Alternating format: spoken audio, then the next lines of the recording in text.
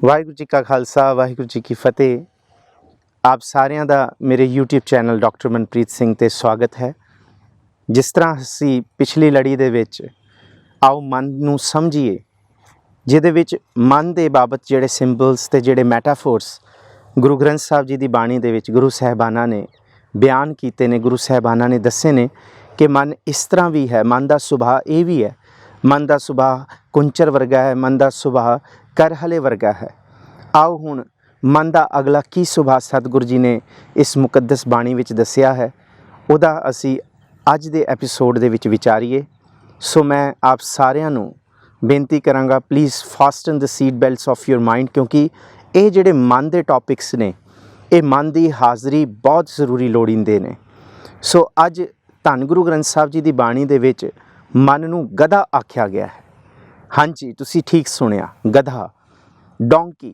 ਮਨ ਦਾ ਸੁਭਾਅ ਗਧੇ ਵਰਗਾ ਹੈ ਔਰ ਗੁਰੂ ਗ੍ਰੰਥ ਸਾਹਿਬ ਜੀ ਦੀ ਬਾਣੀ ਦੇ ਵਿੱਚ ਗਧਾ, ਗਧੋ, ਗਧੀ, ਖਰ ਇਹ ਲਫ਼ਜ਼ ਵਰਤੇ ਗਏ ਨੇ। ਸਤਿਗੁਰੂ ਗੁਰੂ ਗ੍ਰੰਥ ਸਾਹਿਬ ਜੀ ਦੀ ਬਾਣੀ ਦੇ ਵਿੱਚ ਮਨ ਨੂੰ ਖੋਤਾ, ਗਧਾ ਇਸ ਲਈ ਆਖਿਆ ਗਿਆ ਹੈ ਕਿਉਂਕਿ ਗਧੇ ਦਾ ਜਿਹੜਾ ਸੁਭਾਅ ਹੈ ਉਹ ਆਪ ਸਾਰੇ ਹੀ ਜਾਣਦੇ ਹੋ। ਇਹਦੇ ਬਾਬਤ ਕੁਝ ਖਾਸ ਦੱਸਣ ਦੀ ਲੋੜ ਨਹੀਂ ਹੈ, ਕਿਉਂਕਿ ਖੋਤੇ ਨੂੰ, ਗਧੇ ਨੂੰ ਸਿਆਣਾ ਜਾਨਵਰ ਨਹੀਂ ਮੰਨਿਆ ਜਾਂਦਾ। ਭਾਵੇਂ ਕਿ ਉਹ ਭਾਰ ਚੁੱਕਦਾ, ਭਾਵੇਂ ਕਿ ਕੁਝ ਗੁਣ ਖੋਤੇ ਵਿੱਚ, ਗਧੇ ਵਿੱਚ ਹੁੰਦੇ ਨੇ, ਪਰ ਪੂਰਨ ਰੂਪ ਦੇ ਵਿੱਚ ਉਹ ਸਿਆਣਾ ਨਹੀਂ ਮੰਨਿਆ ਜਾਂਦਾ। ਗੁਰੂ ਗ੍ਰੰਥ ਸਾਹਿਬ ਜੀ ਦੀ ਬਾਣੀ ਕਹਿੰਦੀ ਹੈ ਕਿ ਮਨ ਦਾ ਜਿਹੜਾ ਪਾਪ ਵਾਲਾ ਪੱਖ ਹੈ, ਮਨ ਦਾ ਜਿਹੜਾ ਇਆਣਾ ਪੱਖ ਹੈ, ਮਨ ਜਾਣਦਾ ਤੇ ਸਭ ਕੁਝ ਹੈ, ਪਰ ਅਣਜਾਣ ਇਵੇਂ ਬਣਦਾ ਹੈ ਜਿਸ ਤਰ੍ਹਾਂ ਇੱਕ ਖੋਤਾ ਇੱਕ ਗਧਾ ਹੁੰਦਾ ਹੈ। ਸਤਿਗੁਰੂ ਸ੍ਰੀ ਗੁਰੂ ਗ੍ਰੰਥ ਸਾਹਿਬ ਜੀ ਦੀ ਬਾਣੀ ਦੇ ਵਿੱਚ ਇੱਕ ਸਤਿਗੁਰੂ ਜੀ ਦਾ ਬੜਾ ਕੀਮਤੀ ਬਚਨ ਹੈ। ਸਤਿਗੁਰੂ ਜੀ ਕਹਿੰਦੇ ਕਿ ਜਿਸ ਤਰ੍ਹਾਂ ਧਰਤੀ ਦੇ ਵਿੱਚ ਘਾਹ ਰੂਪੀ ਨਵੀਂ ਕਰੁੰਬਲਾਂ ਫੁੱਟਦੀਆਂ ਨੇ ਤੇ ਖੋਤਾ ਉਹਨੂੰ ਚਰਦਾ ਹੈ, ਗਧਾ ਉਹਨੂੰ ਚਰਦਾ ਹੈ ਤੇ ਬੜਾ ਖੁਸ਼ ਹੁੰਦਾ ਹੈ, ਇਸ ਤਰ੍ਹਾਂ ਜਿਹੜਾ ਮਨ ਹੈ ਜਦ ਉਹਦੇ ਅੰਦਰ ਨਵੇਂ-ਨਵੇਂ ਵਿਕਾਰੀ, ਨਵੇਂ-ਨਵੇਂ ਵਿਸ਼ਿਆਂ ਦੇ ਖਿਆਲ ਪੈਦਾ ਹੁੰਦੇ ਹੈ ਤੇ ਉਹਨਾਂ ਵਿਸ਼ਿਆਂ ਨੂੰ ਭੋਗਣ ਲਈ ਉਹ ਬਹੁਤ ਖੁਸ਼ ਹੁੰਦਾ ਹੈ। ਸਤਿਗੁਰੂ ਜੀ ਦਾ ਬਚਨ ਹੈ, ਹਰੀ ਅੰਗੂਰੀ ਗਧਾ ਚਰੈ। ਹਰੀ ਅੰਗੂਰੀ ਦਾ ਭਾਵ ਹੈ ਕਿ ਜਿਹੜੀ ਕਰੁੰਬਲਾਂ ਆਉਂਦੀਆਂ ਨੇ ਨਵੀਆਂ, ਉਹਨੂੰ ਗਧਾ ਚਰਦਾ ਬੜੀ ਖੁਸ਼ ਹੋ ਕੇ। ਮਨ ਵੀ ਜਿਹੜੇ ਅੰਦਰ ਨਵੇਂ-ਨਵੇਂ ਵਿਸ਼ਿਆਂ ਦੇ ਵਿਕਾਰ ਪੈਦਾ ਹੁੰਦੇ ਹੈ, ਉਹਨੂੰ ਬਿਨਾਂ ਸਿਆਣਪ ਤੋਂ ਅਣਜਾਣਪੁਣੇ ਦੇ ਵਿੱਚ ਜਾਣਦਾ ਵੀ ਹੈ ਕਿ ਇਹਦੇ ਨਤੀਜੇ ਠੀਕ ਨਹੀਂ ਹੋਣੇ, ਪਰ ਫਿਰ ਵੀ ਉਹਨੂੰ ਬੜੇ ਮਾਣ ਦੇ ਨਾਲ, ਬੜੀ ਖੁਸ਼ੀ ਦੇ ਨਾਲ ਉਹਨਾਂ ਵਿਕਾਰਾਂ ਦੇ ਵਿੱਚ ਆਪਣੇ ਮਨ ਨੂੰ ਗਲਤਾਨ ਕਰਦਾ। ਹਰੀ ਅੰਗੂਰੀ ਗਧਾ ਚਰੈ, ਨਿਤ ਉੱਠ ਹਾਸੈ, ਹੀਂਗੈ ਮਰੈ। ਪਰ ਗਧੇ ਦਾ ਸੁਭਾਅ ਇਹ ਬਹੁਤ ਮਾੜਾ ਹੈ, ਕਿਉਂਕਿ ਉਹ ਸਦਾ ਹੀ ਉੱਠਦਾ, ਹੱਸਦਾ, ਹੀਂਗਦਾ ਤੇ ਮਰ ਜਾਂਦਾ। ਉਹਦੀ ਜ਼ਿੰਦਗੀ ਦਾ ਇਹੀ ਸਫ਼ਰ ਰਹਿੰਦਾ ਤੇ ਮਨੁੱਖ ਦਾ ਵੀ ਇਹੀ ਅਹਿਸਾਸ ਹੈ। ਜੇ ਮਨ ਨੂੰ ਨਹੀਂ ਸਮਝਿਆ ਤੇ ਸਾਹਿਬ ਜੀ ਕਹਿੰਦੇ ਖਾਣਾ, ਪੀਣਾ, ਹੱਸਣਾ, ਸੌਣਾ, ਇਹ ਚਾਰ ਚੀਜ਼ਾਂ ਹੀ ਮਨੁੱਖ ਦਾ ਮਨ ਕਰਦਾ ਹੈ। ਮਨੁੱਖ ਆਪਣੇ ਜੀਵਨ ਦੇ ਵਿੱਚ ਇਹੀ ਭੋਗਦਾ ਕਿ ਨਿਤ ਉੱਠ ਹਾਸੈ, ਹੀਂਗੈ ਮਰੈ। ਬੰਦਾ ਉੱਠਦਾ, ਹੱਸਦਾ, ਹਾਸੇ ਠਾਠੇ ਵਿੱਚ ਜ਼ਿੰਦਗੀ ਬਤੀਤ ਕਰਦਾ, ਜ਼ਿੰਦਗੀ ਦਾ ਮਨੋਰਥ ਨਹੀਂ ਸਮਝਦਾ ਔਰ ਮਰ ਜਾਂਦਾ। ਇਹ ਹੈ ਖਾਣਾ, ਪੀਣਾ, ਹੱਸਣਾ, ਸੌਣਾ।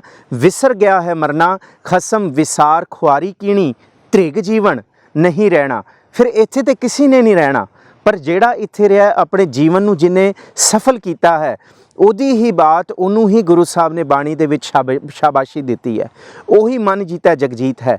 ਮਨੁੱਖੀ ਸੁਭਾਅ ਵੀ ਵਿਕਾਰਾਂ ਦੇ ਵਿੱਚ ਇਵੇਂ ਗਲਤਾਨ ਹੈ ਕਿ ਨਿਤ ਉੱਠ ਹਾਸੈ, ਹੀਂਗੈ ਮਰੈ। ਸਤਿਗੁਰੂ ਜੀ ਕਹਿੰਦੇ ਇਸ ਰੂਪ ਦੇ ਵਿੱਚ ਇਕੱਲਾ ਖਾਣ ਪੀਣ ਤੇ ਅਸੀਂ ਐਸ਼ ਕਰਨ ਵਾਸਤੇ ਇਸ ਜ਼ਿੰਦਗੀ ਦੇ ਵਿੱਚ ਨਹੀਂ ਆਇਆ, ਅਸੀਂ ਕੁਝ ਮਨੋਰਥ ਲੈਣ ਆਇਆ। ਉਹਨਾਂ ਮਨੋਰਥਾਂ ਨੂੰ ਵੀ ਸਮਝੀਏ। ਅਗਲਾ ਜਿਹੜਾ ਸੁਭਾਅ ਹੈ ਗਧੇ ਦਾ ਬਾਣੀ ਦੇ ਅੰਦਰ, ਸਤਿਗੁਰੂ ਜੀ ਗਧੇ ਦਾ ਸੁਭਾਅ ਇਸ ਤਰ੍ਹਾਂ ਕਹਿੰਦੇ ਹੈ ਕਿ ਗਧਾ ਇੰਨਾ ਕੁ ਮੂਰਖ ਹੁੰਦਾ ਹੈ ਕਿ ਦੁਨੀਆ ਦੇ ਜਾਂ ਗਧੇ ਦੇ ਮਾਲਕ ਨੂੰ ਲੱਗਦਾ ਹੈ ਕਿ ਇਹ ਇੰਨਾ ਕੁ ਸਿਆਣਾ ਹੋਏਗਾ ਕਿ ਇਸ ਗੱਲ ਨੂੰ ਇਹ ਆਪਣੀ ਅਕਲ ਨਾਲ ਸਮਝ ਲਏਗਾ, ਪਰ ਨਹੀਂ। ਖੋਤੇ ਦੇ ਉੱਤੇ ਜੇ ਰੂਹ ਵੀ ਪਾ ਦਿੱਤਾ ਜਾਏ ਤੇ ਉਹਨੂੰ ਇਹ ਸਿਆਣਪ ਨਹੀਂ ਹੈ ਕਿ ਉਹ ਪਾਣੀ ਦੇ ਵਿੱਚ ਜਾ ਕੇ ਉਸ ਰੂਹ ਨੂੰ ਭਿਉਂ ਕੇ ਉਹਦਾ ਭਾਰ ਢੋ ਕੇ ਵੀ ਉਹ ਤੁਰਿਆ ਰਹਿੰਦਾ। ਮਨ ਦਾ ਵੀ ਇਹ ਹਾਲ ਹੈ। ਮਨ ਪਾਪਾਂ ਦੇ ਭਾਰ ਨੂੰ ਆਪਣੇ ਸਿਰ ਦੇ ਉੱਤੇ ਢੋ ਕੇ ਵੀ ਤੁਰਿਆ ਰਹਿੰਦਾ, ਨਿੰਦਾ, ਚੁਗਲੀ, ਦੁਐਸ਼ ਦਾ ਭਾਰ ਵੀ ਢੋ ਕੇ। ਤੇ ਸਤਿਗੁਰੂ ਜੀ ਇਸ ਬਾਬਤ ਕਹਿੰਦੇ ਹੈ, ਚੋਰਾਂ, ਜਾਰਾਂ, ਰੰਡੀਆਂ, ਕੁੱਤੜੀਆਂ, ਦੀਬਾਨ, ਕਿ ਜਿੰਨੇ ਵੀ ਨੀਚ ਕਰਮ ਨੇ ਸਾਡੀ ਜ਼ਿੰਦਗੀ ਦੇ, ਭਾਵੇਂ ਚੋਰਾਂ, ਜ਼ਾਰਾਂ, ਰੰਡੀਆਂ, ਕੁੱਟੜੀਆਂ, ਦੀਵਾਨ, ਉਹਨੂੰ ਸਤਿਗੁਰੂ ਜੀ ਨੇ ਸਾਡੀ ਮਨੁੱਖੀ ਸੁਭਾਅ ਦੇ ਵਿੱਚ ਦੱਸਿਆ ਕਿ ਇਹ ਜਿਹੜੇ ਸੁਭਾਅ ਨੇ ਨਾ, ਇਹ ਸੁਭਾਅ ਚੰਗੇ ਨਹੀਂ ਹੈ। ਇਹ ਸੁਭਾਅ ਸਿਰਫ ਚੋਰਾਂ ਦਾ ਚੋਰਾਂ ਦੇ ਨਾਲ ਹੀ ਦੋਸਤੀ ਹੈ। ਕੁੱਟੜੀਆਂ ਦੀ ਭਾਵ ਕੂੜ ਦਾ ਵਸਣਾ ਕੂੜ ਦੇ ਨਾਲ ਹੋਏਗਾ। ਰੰਡੀਆਂ ਦਾ ਮੇਲ ਜੋਲ ਰੰਡੀਆਂ ਦੇ ਨਾਲ ਹੈ। ਚੋਰਾਂ ਜਾਰਾਂ ਰੰਡੀਆਂ ਕੁੱਟੜੀਆਂ ਦੀਵਾਨ ਵੇ ਦੀਨਾ ਕੀ ਦੋਸਤੀ ਵੇ ਦੀਨਾ ਕਾ ਖਾਣ। ਵੇ ਦੀਨ ਦਾ ਮਤਲਬ ਵੇ ਦੀਨ ਤੋਂ ਬਿਨਾ, ਜਿਨ੍ਹਾਂ ਦੇ ਅੰਦਰ ਧਰਮ ਦਾ ਰੰਚਕ ਮਾਤਰ ਵੀ ਕਣਕਾ ਨਹੀਂ ਹੈ, ਗੁਰੂ ਸਾਹਿਬ ਉਹਨੂੰ ਵੇ ਦੀਨ ਕਹਿੰਦੇ ਆ।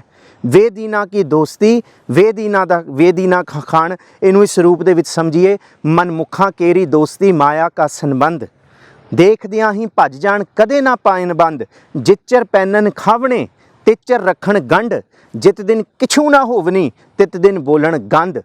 ਕਹਿੰਦੇ ਮਨਮੁਖਾਂ ਦੀ ਦੋਸਤੀ ਖਾਣ ਪੀਣ ਤੱਕ ਸੀਮਿਤ ਹੈ, ਤੇ ਵੇਦੀਨ ਧਰਮ ਤੋਂ ਬਿਨਾ, ਜਿਹੜਾ ਮਨੁੱਖ ਜਿਹਦੇ ਅੰਦਰ ਧਰਮ ਨਹੀਂ ਹੈ ਨਾ, ਰੱਬ ਦੀ ਹੋਣ ਤੋਂ ਮੁਨਕਰ ਹੈ, ਉਹ ਕਦੀ ਰੱਬ ਵਾਲੇ ਪਾਸੇ ਨਹੀਂ ਤੁਰ ਸਕਦਾ।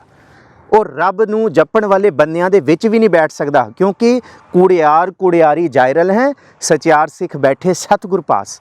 ਸਚਿਆਰਾਂ ਦੇ ਵਿੱਚ ਬੈਠਣਗੇ, ਕੁੜਿਆਰਾਂ 'ਚ ਬੈਠਣਗੇ। ਤੇ ਇਹ ਖੋਤੇ ਦਾ ਸੁਭਾਅ, ਗਧੇ ਦਾ ਸੁਭਾਅ ਕਿਵੇਂ ਹੈ? ਚੋਰਾਂ ਜਾਰਾਂ ਰੰਡੀਆਂ ਕੁੱਟੜੀਆਂ ਦੀਵਾਨ ਵੇ ਦੀਨਾ ਕੀ ਦੋਸਤੀ ਵੇ ਦੀਨਾ ਕਾ ਖਾਣ। ਸਿਫਤੀ ਸਾਰ ਨਾ ਜਾਣਨੀ ਸਦਾ ਵਸੈ ਸ਼ੈਤਾਨ। ਉਹ ਸਿਫਤ ਦੀ ਸਾਰ ਨਹੀਂ ਜਾਣ ਸਕਦੀਆਂ ਜੀਵ ਆਤਮਾ, ਜਿਨ੍ਹਾਂ ਦੇ ਅੰਦਰ ਸ਼ੈਤਾਨ ਵਸਦਾ ਹੈ, ਔਰ ਸਦਾ ਹੀ ਸ਼ੈਤਾਨ ਦੀ ਗੱਲ ਕਰਦੇ ਹੈ, ਸਦਾ ਹੀ ਸ਼ੈਤਾਨ। ਤੇ ਉਹ ਚੰਦ ਘੜੀ ਕਿਸੇ ਗੁਰਮੁਖ ਕਿਸੇ ਧਰਮੀ ਬੰਦੇ ਦੇ ਲਾਗੇ ਵੀ ਬਹਿ ਜਾਣ ਤੇ ਉਹ ਉਸ ਤਰ੍ਹਾਂ ਹੈ, ਗਧੋਂ ਚੰਦਨ ਖੌਲੀ ਹੈ। ਗਧੋਂ ਚੰਦਨ ਖੌਲੀਆ ਦਾ ਮਤਲਬ, ਜੇ ਚੰਦਨ ਦਾ ਲੇਪ ਬਣਾ ਕੇ ਗਧੇ ਦੇ ਉੱਤੇ ਵੀ ਮਲ ਦਿੱਤਾ ਜਾਏ, ਕਹਿੰਦੇ ਗਧੋਂ ਚੰਦਨ ਖੋਲੀਐ ਪੀ ਸਹੂ ਸਿਉ ਪਾਣ। ਕਹਿੰਦੇ ਜੇ ਗਧੇ ਦੇ ਉੱਤੇ ਚੰਦਨ ਦਾ ਲੇਪ ਵੀ ਕਰ ਦਿੱਤਾ ਜਾਏ ਤੇ ਅੰਤ ਦੇ ਵਿੱਚ ਉਹ ਸਵਾਹ ਹੀ ਆਪਣੇ ਪਿੰਡੇ ਉੱਤੇ ਮਲੇਗਾ, ਸਵਾਹ ਦੇ ਵਿੱਚ ਜਾ ਕੇ ਹੀ ਲੋਟਪੋਟ ਹੋਏਗਾ। ਮਨ ਦਾ ਇਹ ਸੁਭਾਅ ਹੈ, ਜੇ ਮਨ ਘੜੀ ਪਲ ਲਈ ਕਹੇ ਨਾ ਕਿ ਮੈਂ ਹੁਣ ਚੰਗਾ ਹਾਂ, ਮੈਂ ਅੱਜ ਤੋਂ ਬਾਅਦ ਇਹ ਮਾੜਾ ਕੰਮ ਨਹੀਂ ਕਰਨਾ, ਭਾਵੇਂ ਉਹ ਘੜੀ ਪਲ ਲਈ ਚੰਦਨ ਦਾ ਲੇਪ ਆਪਣੇ ਪਿੰਡੇ ਤੇ ਮਲੇ, ਭਾਵ ਕਿ ਉਹ ਚੰਗਾ ਸੋਚੇ, ਅਗਲੇ ਹੀ ਪਲ ਉਹ ਸਵਾਹ ਦੇ ਵਿੱਚ ਹੋਏਗਾ। ਤੀਸਰਾ ਉਦਾਹਰਣ ਗੁਰੂ ਗ੍ਰੰਥ ਸਾਹਿਬ ਜੀ ਦੀ ਬਾਣੀ 'ਚ ਬੜਾ ਕੀਮਤੀ ਹੈ। ਸਤਿਗੁਰ ਜੀ ਕਹਿੰਦੇ ਹੈ, ਪੜ ਗੱਡੀ ਲਦੀਆਂ ਪੜ ਭੜੀਐ ਸਾਥ। ਪੜ ਬੇੜੀ ਪਾਈ ਹੈ ਪੜ ਗੱਡੀਆ ਹੈ ਖਾਤ। ਪੜੀਐ ਜੇਤੇ ਬਰਸ ਪੜੀਐ ਜੇਤੇ ਮਾਸ। ਕਹਿੰਦੇ ਜਿੰਨਾ ਮਰਜ਼ੀ ਪੜ੍ਹ ਲਈਏ, ਤੇ ਸਤਿਗੁਰ ਜੀ ਨੇ ਪੜ੍ਹਿਆਂ ਲਿਖਿਆਂ ਦਾ ਵੀ ਉਦਾਹਰਣ ਗਧੇ ਨਾਲ ਕੀਤਾ ਹੈ। ਸਾਰਿਆਂ ਲਈ ਨਹੀਂ, ਪੰਜੋਂ ਉਂਗਲਾਂ ਇੱਕੋ ਜਿਹੀ ਬਰਾਬਰ ਨਹੀਂ। ਸਤਿਗੁਰ ਜੀ ਕਹਿੰਦੇ ਜੇ ਵੇਦ ਪੁਰਾਣ ਸਭ ਕੁਝ ਪੜ੍ਹ ਲੇ, ਜੇ ਪੜ੍ਹਨ ਦੇ ਨਾਲ ਆਪਣਾ ਆਪ ਨਹੀਂ ਸਵਾਰਿਆ, ਤੇ ਫਿਰ ਖੋਤਿਆਂ ਵਾਲਾ ਹਾਲ ਹੈ। ਕਿਵੇਂ? ਵੇਦ ਪੁਰਾਣ ਜਾਂ ਗ੍ਰੰਥ ਕਿਤਾਬਾਂ ਪੜ੍ਹੀਆਂ ਸਿਰਫ ਦੂਸਰਿਆਂ ਨੂੰ ਉਪਦੇਸ਼ ਦੇਣ ਲਈ, ਸਿਰਫ ਔਰ ਸਿਰਫ ਵਿਵਾਦ ਖੜੇ ਕਰਨ ਲਈ, ਸਿਰਫ ਔਰ ਸਿਰਫ ਆਪਣੇ ਫਲਸਫੇ ਨੂੰ ਘੋਟਣ ਲਈ, ਦਲੀਲਾਂ ਘੜਨ ਲਈ, ਟੁੱਚਰ ਘੜਨ ਲਈ, ਭਾਵ ਕਿ ਆਪਣਾ ਜੀਵਨ ਨਹੀਂ ਸੰਵਾਰਿਆ। ਸਿਰਫ ਔਰ ਸਿਰਫ ਵੇਦ ਕਤੇਬ ਪੜ੍ਹੇ ਨੇ ਕਿ ਹਾਂ ਅਸੀਂ ਸਿਆਣੇ ਗਿਣੀਏ ਜਾਈਏ, ਸਾਡੇ ਅੱਗੇ ਕੋਈ ਬਹਿਸ 'ਚ ਜਿੱਤ ਨਾ ਸਕੇ, ਦੂਸਰਿਆਂ ਨੂੰ ਭੰਨਣਾ ਹੀ ਭੰਨਣਾ ਹੈ, ਅੱਗ ਹੀ ਲਾਉਣੀ ਹੈ, ਸਿਰਫ ਔਰ ਸਿਰਫ ਅੱਗ ਹੀ ਉਗਲਣੀ ਹੈ। ਵੇਦ ਕਤੇਬ ਜਾਂ ਗਿਆਨ ਇਕੱਠਾ ਕਰਕੇ ਸਤਿਗੁਰ ਜੀ ਕਹਿੰਦੇ ਇਹ ਇਸ ਤਰ੍ਹਾਂ, ਜਿਸ ਤਰ੍ਹਾਂ ਖੋਤੇ ਦੇ ਕੰਢ ਦੇ ਉੱਤੇ, ਖੋਤੇ ਉੱਤੇ ਚੰਦਨ ਦੀਆਂ ਲੱਕੜਾਂ ਦਾ ਭਾਰ ਰੱਖ ਦਿਓ, ਖੋਤੇ ਨੂੰ ਨਹੀਂ ਪਤਾ ਉਹ ਚੰਦਨ ਦੀ ਹੈ ਤੇ ਭਾਵੇਂ ਕਿੱਕਰ ਦੀ ਹੈ।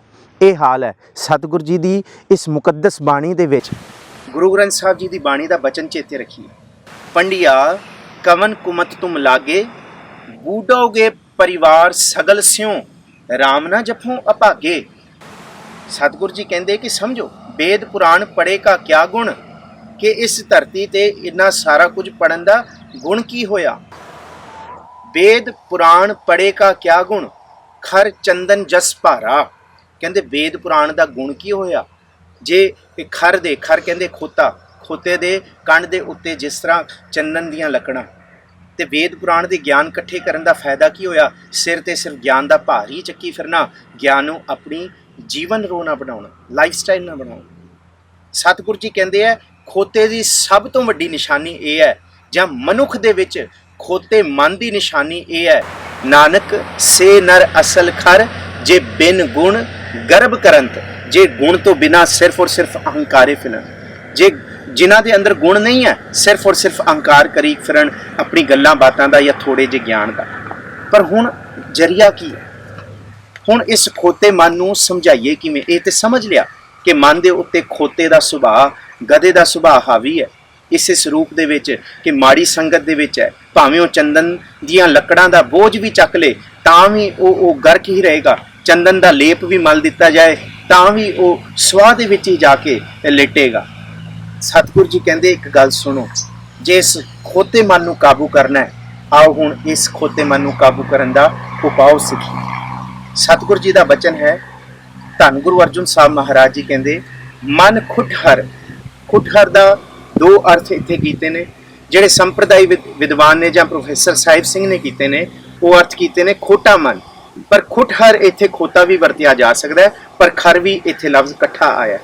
मन खुटहर तेरा नहीं विसासा, इस मन का कोई विश्वास ना करो। 10 दिन जे असी उठ के बंदगी इबादत कर लिया, नितनेम की बाणियां पढ़ लिया ने, जे असी मान करन लग जाइए ना कि लै जी असी तो हुण नितनेमी हो गए, असी तो हुण रब रब करन लग गए, पर इस मन का बिल्कुल विश्वास नहीं है। 11वें दिन देखो इस मन ने किवें दुलत्तियां मारनियां, किवें आलस रूप बढ़ के आ जाएगा, किवें किस किस रूप से हावी होगा।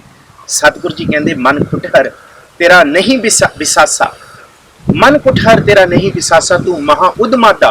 उदमादे का मतलब है इन्ना उदम करने वाला है, उदम मचाउण वाला है। उदमादा का मतलब जिस तरह तू शराब के नशे दे विच मस्त है, उदमादा पे है, तू उदम ही मचा दी, सारे पासे तू खलारा पा दिता, मन तू कख नहीं सवारिया।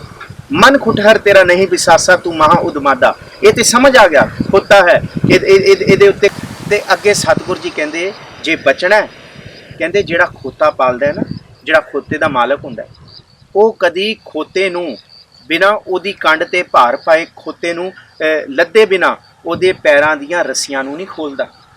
जे मन नूं काबू करना है, जे खाली मन होएगा, जे वेला मन होएगा, तो फिर मन खोते की तरह सानू ही दुलत्तियां मारेगा, साडा ही नुकसान करेगा। जे इस मन के उत्ते रिस्पॉन्सिबिलिटीज़, इस मन के उत्ते चढ़दी कला वाली भावना नहीं होएगी, जे कुछ असी अज प्रोडक्टिव नहीं करांगे ना, क्वारंटाइन दे विच बैठे हाँ, असी सैल्फ आइसोलेटिड हाँ, जे असी अज अपने मन नूं नहीं समझावांगे, फिर सच्ची मुच्ची ये जिहड़ा समा मिलिया ये भी गवा दांगे, तो मन दियां दुलत्तियां भी खावांगे, सिर्फ और सिर्फ पछतावे तो बिना कुछ नहीं है।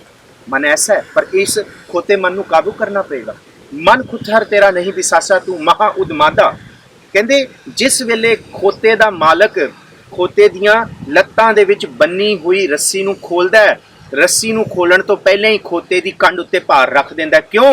क्योंकि मालक नूं पता है भावें मैं इनू पालिया है, ये मेरा खोता है, पर जे मैं बिना कंड दे उत्ते भार तो इहदियां रस्सियां पैरां दियां खोलतियां, इहने मैनू ही दुलत्तियां मारनियां ने। ये अपने मालक नूं दुलत्तियां मारदा है, ते ये मन सानू ही दुलत्तियां मारदा है जे इहदे उत्ते ज्ञान दा एहसास, ज्ञान दी बख्शिश नहीं है। ज्ञान दा इस मन दे उत्ते पूर्ण रूप दे विच औरा नहीं है ज्ञान दा। फिर सरवण करो, मन खुटहर तेरा नहीं विसासा, तू महा उदमादा। खर का पैखर तौ छुटै, जो ऊपर लादा, ओदे पैर तां खोलदा है जद ओदे उत्ते लददा है। मन नूं भी जे गुरु दे ज्ञान दा असी भावें भार वरत लईए, ज्ञान भार नहीं है, पर ज्ञान सच्ची मुच्ची साडे मन नूं टिकाउण वास्ते है। जे मन खाली होएगा फिर दुलत्तियां मारेगा। खर का पैखर तौ छुटिया, जो ऊपर लादा। जे कुछ सवारना है, जद मन नहीं टिकदा ना, मन डिस्टर्बेंस क्रिएट करता है। सच्चाई ये है कि इनू गुरु दे शब्द दा अंकुश दे दो, गुरु दे शब्द दा भार दे दो, किसी पासे इस मन नू ला दो, किसी प्रोडक्टिव चीज़ वास्ते इनू तोड़ दो, ताइयों ये मन समझ सकता है। इस तो बिना ये मन नहीं समझ सकता। असी अज के एपीसोड दे विच मन दे खोते वाले सुभाਅ नू समझण की कोशिश की है, जो श्री गुरु ग्रंथ साहिब जी की बाणी दे विच गुरु साहिबाना ने दस्सिया। सतगुरु जी मेहर करन। आस है आप सारिਆਂ ਨੂੰ ਇਹ ਉਪਰਾਲਾ ਚੰਗਾ ਲੱਗ ਰਿਹਾ। ਜਿਹੜੇ आप शलांगा कर रहे हो, आप मैनू प्रश्न भी पूछ रहे हो, मैं कोशिश करांगा कि इन्हां ही एपीसोड्स दे विच आप सारिਆਂ ਦੇ प्रश्न के उत्तर देने की कोशिश करा। आप मेरा YouTube channel doctor Manpreet Singh subscribe करो तो बैल बटन नू प्रेस करो, और रोज़ असी शाम नू 7:45 बजे गुरु ग्रंथ साहिब जी की बाणी की विचार दे विच यूट्यूब चैनल ते डॉक्टर मनप्रीत सिंह ते जुड़ते हैं। आप सारे ही उत्थे भी हाज़रियां भरो। थैंक यू वेरी मच, धन्यवाद है। भुलना चुकां दी खिमा। वाहिगुरू जी का खालसा, वाहिगुरू जी की फतेह।